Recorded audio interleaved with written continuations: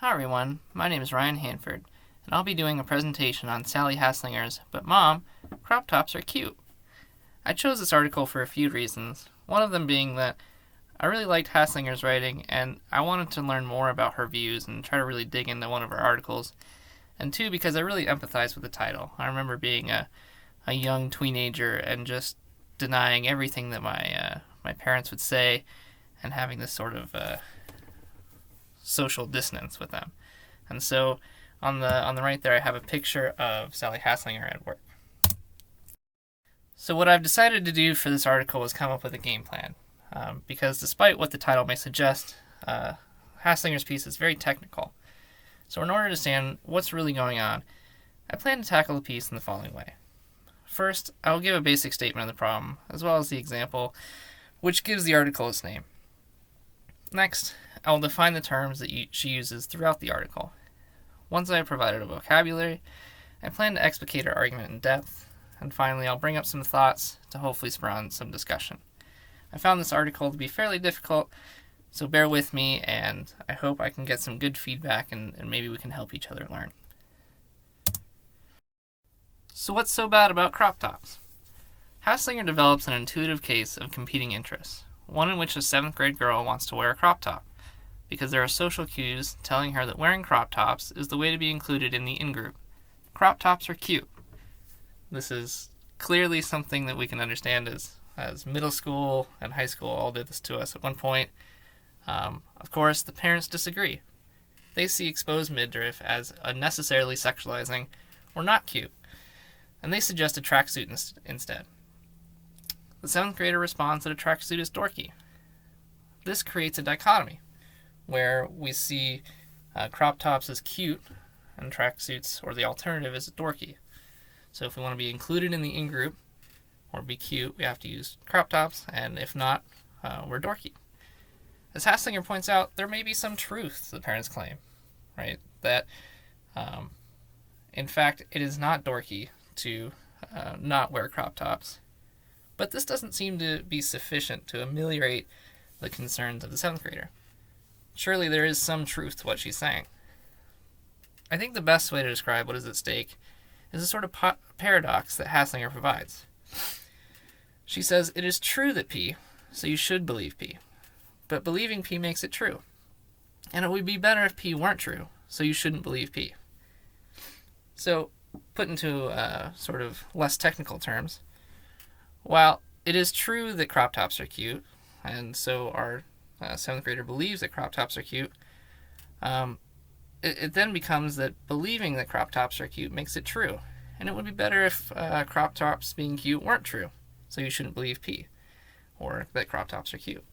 This leaves our 7th grader in an impossible position. Not only should they believe what they think is true, but they also have to believe something other than what they think is true.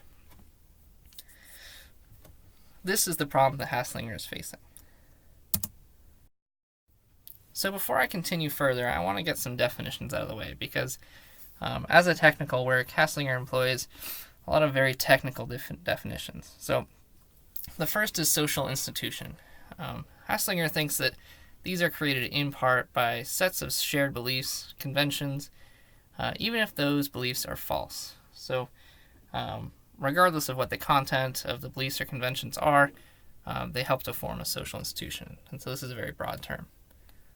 The next is our readings of the problem. So it seems that we have a dichotomy between cute and dorky. Haslinger suggests that one way is to read this as an objectivist or subjectivist. And these are standard truth value approaches to evaluating claims. So an objectivist might say that crop tops are cute is either true or false objectively. And subjectivists might say that crop tops are cute subjectively or in an agent-dependent way. She'll go on to introduce a framework reading or a rejection of the dichotomy produced in the original case. So again, parents might acknowledge that to some crop tops are cute, but that's not the way it should be. So they're recognizing the truth in some way, but they seek to do something about that. The next is ideology. Representations of social life that undergird social practice.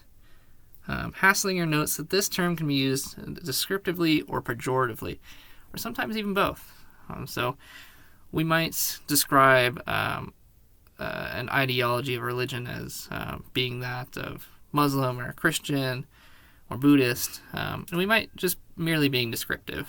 Or we might talk about ideologies in some parts of the United States as racist or sexist ideologies. We might be using that term pejoratively.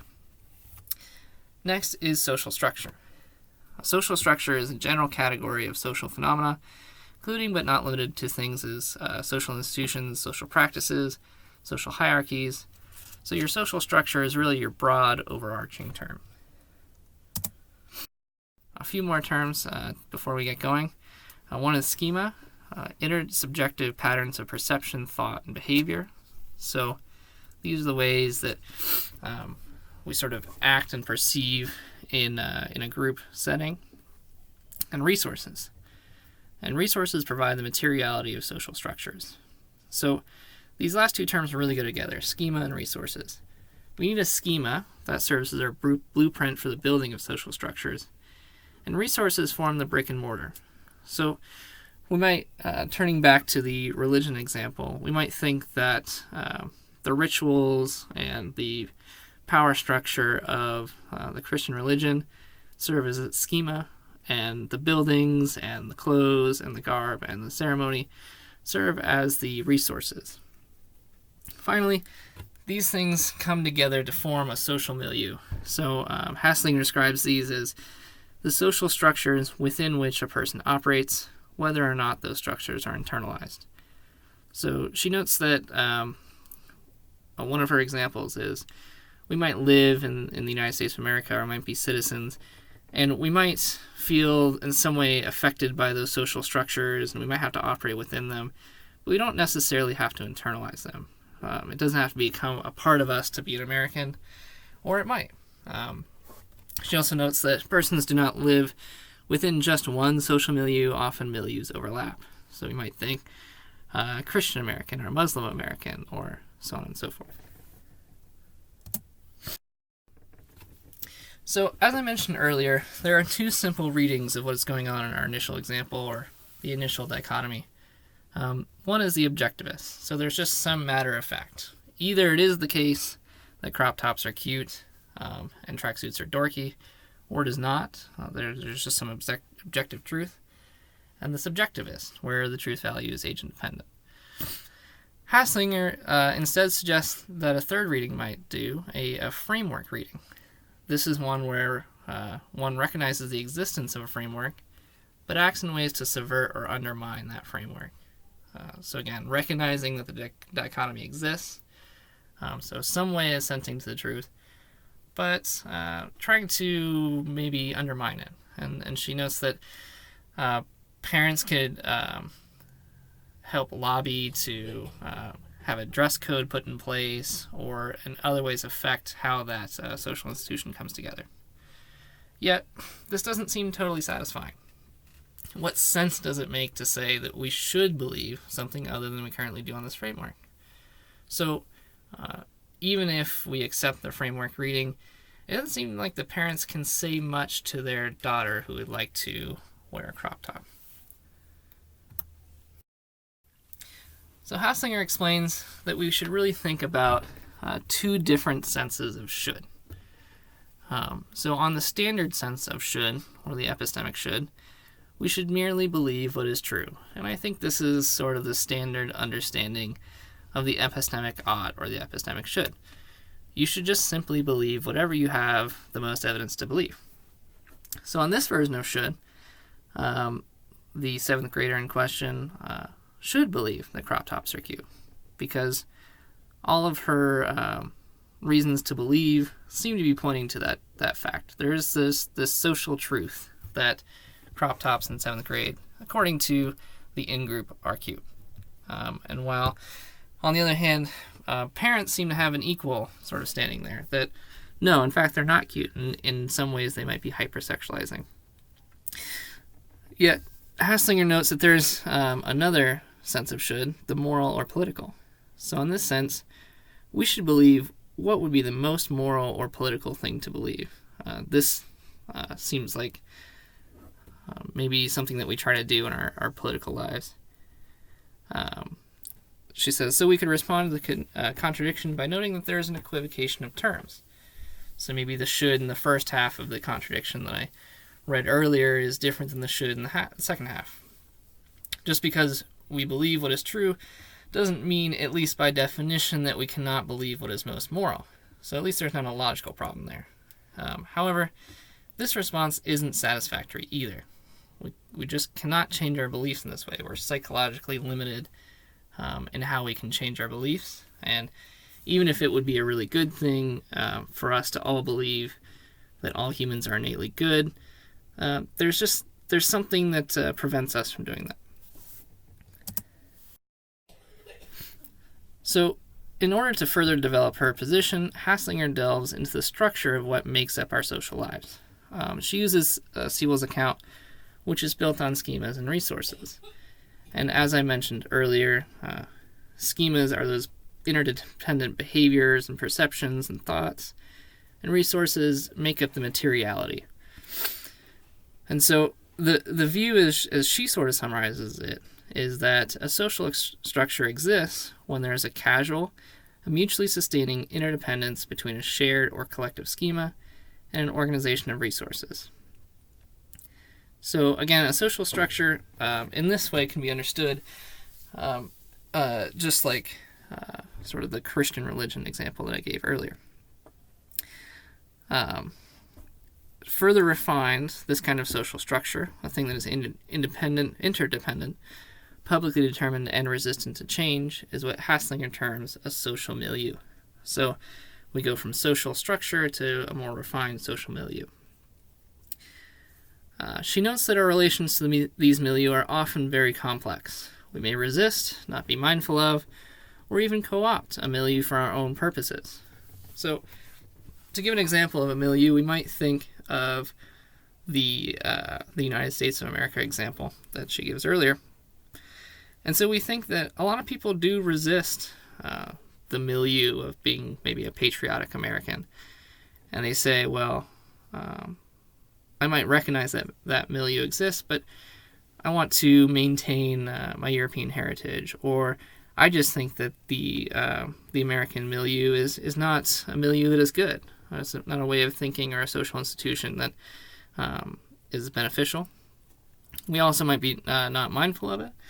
We might think that playing the national anthem and holding one's hand over one's heart at a sporting event is part of participating in the American milieu. And we might not even be mindful of that. We might not realize that that's part of the milieu of being American. Or we might even co-opt a milieu. And I think to some extent this is what's going on in the Republican Party in the United States right now. We might think that there's this competition of ideologies over what the milieu of republicanism is going to be in the United States. She says this might be a way that we can understand that initial debate between cute and dorky. Is there such a thing as milieu relativism?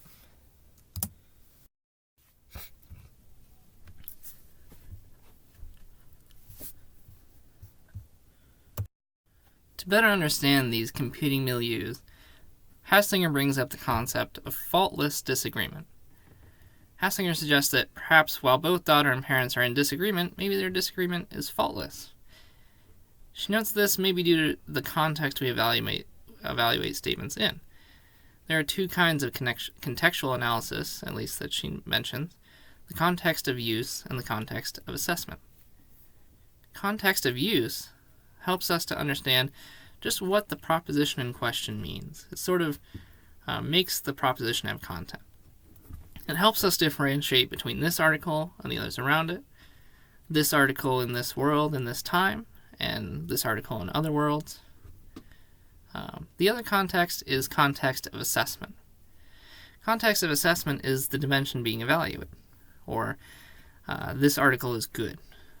And so by understanding both of these, especially context of assessment, we can see that disagreements over propositions may have relative truth values, even though there might be some agreement in some way. So we might agree that we're both talking about this particular article, but we might disagree over whether the article is good or bad. In this way, Haslanger introduces social milieu relativism. So by taking everything we've learned so far, Haslanger introduces a final reading of the crop tops are cute / tracksuits are dorky dichotomy, or the social milieu relativism. On this view, we are tasked to evaluate each of the assessor's social milieu. In this way, we can see why the typical schema and resources of each party to the conversation would reach different results. So we're sort of making a case for either side. We look at the background of the daughter, we look at the background of the parents, we assess their social milieu. And we have to make sense of their claims within their own milieus. So it does make sense, in fact, for the daughter to think that crop tops are cute. And it does make sense for the parents to deny that claim on the basis of the schema and resources of each of their social milieus. Haslanger believes that this relativism reading is the best fit because it captures elements of all the other readings. She believes that it captures objectivists and that the statements in question are true in virtue of a social reality. So we can be objectivists about social truths. We can be subjectivists. The truth of claim depends in part on the basis of an agent's perception or a social location. So, in a way, the agent gets to retain their access to truth values. Finally, it helps us understand frameworks. We can better reject or modify frameworks under the social milieu relativism. So what's the application? How does this solve the problem? Remember, we're trying to figure out just what it means for the parents and daughter to disagree over this dichotomy between being cute and dorky. Haslanger thinks that in one way, we might think that by being exposed to other assessors' milieus, we might realize that ours is in some way weaker, or vice versa. Haslanger considers this to be a destabilization of a milieu. So just by virtue of my association with universities, my own milieus have changed, and maybe I've affected others' milieus, and I've realized some are weaker, others have realized theirs are weaker, and this way we sort of adapt. She worries that this is an ineffective process to change. It doesn't really give us any sort of critical ability. We're just sort of socializing in a way. Haslanger suggests that two other methods for grounding critique. One might be an objectivist view of morals or politics, and the other might be the requirement for further grounding of truth beyond a social milieu. So the problem with the first is that while it might be nice to be able to criticize someone's social milieus on the basis of objective morality or some objective political goal, it seems like that we don't really know how to ground these any further. As we can see, morals and politics often are constructed socially, and so it can be hard to ground those in any further objective morals. So the second may be a better comment, or a better candidate. By finding a common ground of truth, each party is tasked to at least respond. It no longer becomes a situation of talking past one another. And so Haslanger thinks that if we're to resolve the debate between parent and daughter, what they need to find is some common ground that they both accept exists. So what the nature of that might be it seems to be something of conjecture. I mean, the common ground might be, well, a crop top exposes X amount of midriff. And if both parties can agree on that, then they might be able to have some reasoned disagreement about the meaning of that in terms of their social milieus. So I have some questions for discussion. Hopefully they get the wheels turning and help us all understand sort of what's going on in this article. My first question is the common ground method plausible? As I just noted, it seems a little strange to think that we might be able to find some sort of fact that is, or truth that can be grounded beyond our social milieus. I have a hard time thinking of anything that we might be able to agree upon that isn't tied to our social milieus, because they're so integral to who we are as people. We depend, it seems like, in large part on our social truths. My next question is, could we be objectivists about social milieus? And this may be begging the moral question again, but I wonder if there might be some exemplary social milieu that we ought to sort of adjust our views to meet. Finally, I wonder if we could truly justify a shift in consciousness as emancipatory, as Haslanger considers at the end of our article. Would we be able to resist a social milieu critique at all? So, what I have in mind here is the existence. Say we've already come up with the existence of the exemplary social milieu. It's emancipatory in that it was revolutionary and rids us of our ideologies in the pejorative sense. Would we be able to resist that social milieu critique?